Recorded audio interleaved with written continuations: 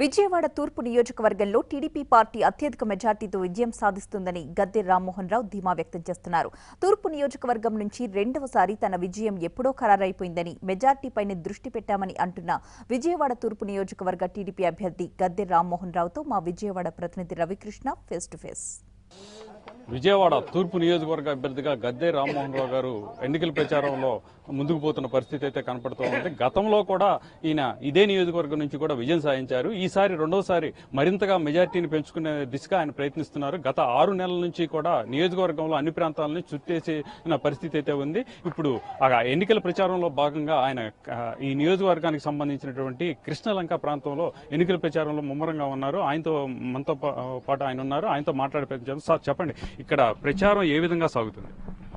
అంటే ప్రచారం అంటే ఈ 5 సంవత్సరాల నుంచి కూడా నారా చంద్రబాబు నాయుడు గారు మమ్మల్ని మోల్డ్ చేసిన విధానంతో ప్రతిరోజు ఎన్నికల ప్రచారం లాగానే రోజు కూడా 3 నుంచి 4 గంటల వరకు పర్యటించడం జరుగుతుండేది. ఎక్కడికక్కడ తెలిసిన సమస్యల్ని అధికారులు సమన్వయపరుచుకుని స్థానిక ప్రజలను కూడా సమావేశపరిచి వాళ్ళిద్దరి మధ్య సమన్వయం గురించి అనేకమైన అభివృద్ధి కార్యక్రమాలు చేయడం జరిగింది. అభివృద్ధి అనేది సమస్యలను నిరంతరం కాబట్టి ఇవి ఎప్పుడు ఉండేవి. సో 5 సంవత్సరాలు బట్టి ప్రజల్లో తిరుగుతుండటం వల్ల ఈ రోజు నా ప్రచారానికి ప్రత్యేకంగా వచ్చిన భావన నాకు కలగట్లేదు, ప్రజలకు కూడా కలగట్లేదు. సో అనేక పర్యాయాలు వాళ్ళ దగ్గరికి వెళ్ళడం జరిగింది, అనేక పర్యాయాలు వాళ్ళ సమస్యలు తెలుసుకోవడం జరిగింది. ఇవాళ నేను నా ఓటు అడగటానికి వాళ్ళ ముందుకు వెళ్ళినప్పుడు మీకు తప్పకుండా మీరు ఎమ్మెల్యేగా గెలుపొందుతారు, అత్యధిక మీద గెలుపొందుతారు, అసలు మీరు రావటం ఇప్పుడు కరెక్ట్ కాదు, మీరు ఇంట్లో ఊడుకుంటే గెలిపించాల్సిన బాధ్యత మాకుందని చెప్పి ప్రజలు అనేక మంది అంటుండేది. ఒక ఆనందంగా ఉంది. ఏదేమైనా కూడా నారా చంద్రబాబు నాయుడు గారు చెప్పింది ఒకటే మాట, ప్రజల్ని అధికారుల్ని సమన్వయపరుచుకుని ప్రజలు ముందుకు వెళ్ళగలిగితే అనేకమైన విజయాలు సాధించవచ్చని చెప్పారు. సో అదే దారిలో నేను పయనించాను, దాని మీద ఫలితాలు పొందాను, ప్రజల మన్ననలు పొందుతా ఉన్నాను. రేపు జరిగే ఎన్నికల్లో అత్యధిక మెజారిటీ వస్తుందనే భావన ప్రజల నుంచి వస్తూ ఉంది.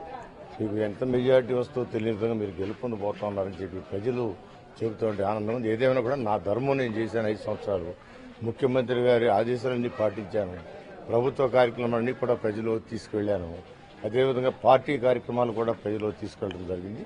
సో వీటి ఫలితం ఖచ్చితంగా పాజిటివ్గా ఘనంగా ఉంటుందని నేను మనస్ఫూర్తిగా భావిస్తున్నాను. గతంలో ఎమ్మెల్యేగా మీరు హామీలు ఇచ్చారు, అవి ఎంతవరకు నెరవేర్చారు? ఇప్పుడు కొత్తగా ఏమైనా హామీలు ఇస్తున్నారు? నాది మేనిఫెస్టో మొన్న అందరికీ కూడా చూపించడం జరిగింది. గతంలో ఇచ్చిన మేనిఫెస్టో 28 అంశాలతో ఇచ్చిన మేనిఫెస్టోలో ప్రతి ఒక్క అంశాన్ని దానికి ఒక దిశని చూపించడం జరిగింది. చాలా వరకు పూర్తయ్యాయి, కొన్ని నిర్మాణ దశలు ఉన్నాయి, కొన్ని ఆమోదం పొంది ఉన్నాయి. ఈ విధంగా ఏ ఒక్క అంశాన్ని వదిలిపెట్టలేదు. సో అదేవిధంగా మౌలిక సదుపాయాల కల్పనలో గత ఎన్నికల మేనిఫెస్టో ఉంటే ఈ రోజున ఏకైక సమస్య పేదవారు అనేక మంది బతుకు తెరువు కోసం విజయవాడ నగరానికి వచ్చి అద్దెలు ఇళ్లలో ఉండి అద్దెలు కట్టలేని పరిస్థితుల్లో వాళ్ళు ఆర్థికంగా సతమతమవుతున్నారు. సో ప్రతి ఒక్క పేదవారికి సొంత ఇంటి కళ నెరవేర్చాలని చెప్పి ముఖ్యమంత్రి గారి ఆలోచనలు నేను తీసుకున్న ఆ నియోజకవర్గంలో సుమారు 32,000 మంది నిరుపేదలు ఉన్నారు, ఇళ్లు లేనివారు. వాళ్ళందరికీ 100కి కనీసం 90% ఇళ్లు ఇప్పించాలని కృతనిశ్చయంతో అది ఒకే ఒక ఎజెండాతో ముందుకు వెళ్తా ఉన్నాను. ఆ ఎజెండాలో ముఖ్యమంత్రి గారి సహకారంతో దాన్ని సాధించగలనని నమ్మకం నాకుంది, అది సాధించి తీరుతాను. ఇప్పుడు మనం చూసుకున్నట్టయితే నియోజకవర్గంలో 2 పార్టీలు 3 పార్టీలుగా కూడా ఉంది. అటువంటి పరిస్థితుల్లో ఎన్నికలు ఏకపక్షంగా జరుగుతాయా, లేకపోతే కొద్ది పోటీ అన్న ఇవ్వగలిగే పరిస్థితి ఉందా ఈ ప్రతిపక్ష పార్టీ? తూర్పు నియోజకవర్గంలో మీరు ప్రజలను అడిగితే చెబుతారు ఎన్నికలు ఏకపక్షమా లేదా బహుపక్షమా అని. ఇక్కడ YSRCP party, Janasena party 2 place కోసం ఒకళ్ళ మీద ఒకళ్ళు ముందుకు వెళ్తా ఉన్నారు. బట్ మొదటి స్థానానికి ఎవరు అందుకోలేని స్థితిలో ఉండాలనేది ప్రజల యొక్క భావన. మేము 5 సంవత్సరాలు అందుబాటులో ఉండే విధానం, ముఖ్యమంత్రి గారు అనేకమైన నిధులు ఇచ్చి సంక్షేమ కార్యక్రమాలతో పాటు అభివృద్ధి కార్యక్రమాలు కూడా చేపట్టిన విధానం, వీటన్నిటిలో విజయవాడ తూర్పు నియోజకవర్గం ముందంజలో తెలుగుదేశం పార్టీ ఉంది. వెనకాల వాళ్ళు తాపత్రయం వాళ్ళు పడుతూ ఉన్నారు. బట్ గెలిచేది అత్యధిక మేలు తెలుగుదేశం అని చెప్పి ప్రగాఢమైన నమ్మకంతో ప్రజలు మమ్మల్ని ముందుకు నడిపిస్తూ ఉన్నారు. ఇప్పుడు ఒక విషయం చెప్పండి సార్, మీ నియోజకవర్గానికి సంబంధించి, తూర్పు నియోజకవర్గానికి సంబంధించి టీడీపీకే ఓట్లు వేయాలి అంటానికి మీరు చేసినటువంటి కార్యక్రమాలా, లేకపోతే చంద్రబాబు నాయుడు గారు చేసినటువంటి కార్యక్రమాలు ఏవి మీకు కలిసి వస్తాయని అనుకుంటున్నారు? అంటే చంద్రబాబు గారు చేపట్టిన ప్రతి ఒక్క సంక్షేమ కార్యక్రమం చక్కటి ఫలితాలు ఇచ్చింది. ఈ డివిజన్ వాళ్ళు 23 డివిజన్లు తిరుగుతున్నాం. ఆయన పెట్టిన చంద్రన్న బీమా వలన 1,40,00,000 రూపాయలు ఇక్కడ ఇవ్వటం వలన కొన్ని కుటుంబాలు రోడ్డును పడకుండా ఆదుకోగలిగాం. చంద్రబాబు ఆ కుటుంబంలో జరిగిన దురదృష్టం, చంద్రన్న బీమా తీసుకునే అవసరం రావడం చాలా దురదృష్టం. కానీ దురదృష్టంలో వాళ్ళ కుటుంబం పిల్లలు రోడ్డును పడకుండా ఆర్థికంగా అతాకుతం అవ్వకుండా చంద్రన్న బీమా ఒక భరోసా కల్పించింది. అదేవిధంగా పెన్షన్లు చూసుకుంటే 2014 ముందు 370 పెన్షన్లు ఉంటాయి ఈ డివిజన్లో. ఈ రోజున 1,420 పెన్షన్లు చేయటం కేవలం 5 సంవత్సరాల్లో సుమారు 1000 పెన్షన్లు ఇస్తే 30 సంవత్సరాల పాటు 400 పెన్షన్లు. సో ఇవన్నీ కూడా పెన్షన్ని 200 నుంచి 2,000 రూపాయలు చేయటం జరిగింది. అదేవిధంగా 42,000 మంది డాక్రా మహిళలు ఈ నియోజకవర్గంలో ఉన్నారు. అంటే 42,000 కుటుంబాల డాక్రా గ్రూపు. ఒక్కొక్కరికి ఈ డివిజన్ నుంచి 19 కోట్ల రూపాయలు లోన్లు ఇవ్వడం జరిగింది. అదేవిధంగా మా నియోజకవర్గం మొత్తం చూసుకుంటే సుమారు 270 కోట్లు లోన్లు తీసుకోవడం జరిగింది. ఇవాళ పసుపు కుంకుమ అనేది వాళ్ళు ఊహించని కానుక.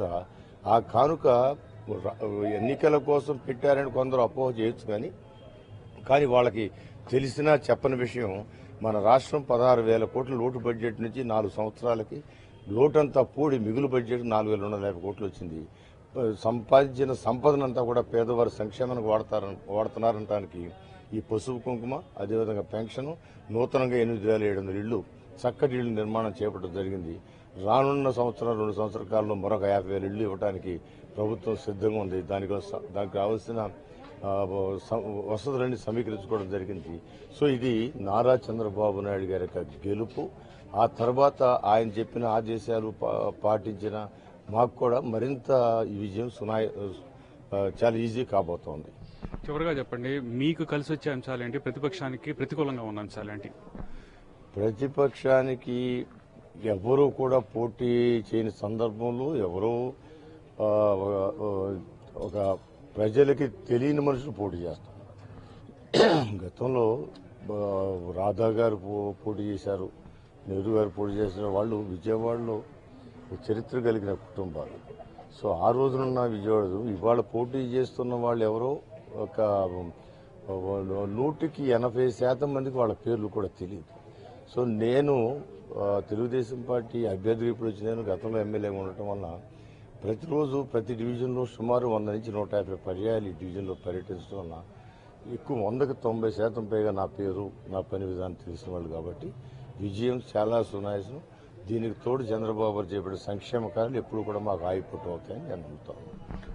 ప్రభుత్వం చేసినటువంటి సంక్షేమ పథకాలే తనను గెలిపిస్తాయని చెప్పి గద్దె రామ్మోహన్ రావు గారు చెబుతున్నారు. అదే విధంగా కూడా తనకి ఇది ఎన్నికల ప్రచారంగా లేదు, కేవలం ఏంటంటే కేవలం ఇక్కడికి వచ్చి కలిసిన పరిస్థితి అయితే ఉంది. గతం 6 నెలల నుంచి కూడా నేను అందరితో కూడా మమేకమై ఉన్నాను. వాళ్ళందరూ కూడా నాకు అసలు మీరు ఎన్నికల ప్రచారానికి రావాల్సిన అవసరం లేదు, కేవలం మీరు స్లోగన్స్ ఇస్తే సరిపోతుంది అనే విధంగా తెలియజేస్తున్న పరిస్థితి అయితే కనపడుతుంది. కెమెరా పర్సన్ రవితో రవికృష్ణ, ఎన్టీవీ, విజయవాడ.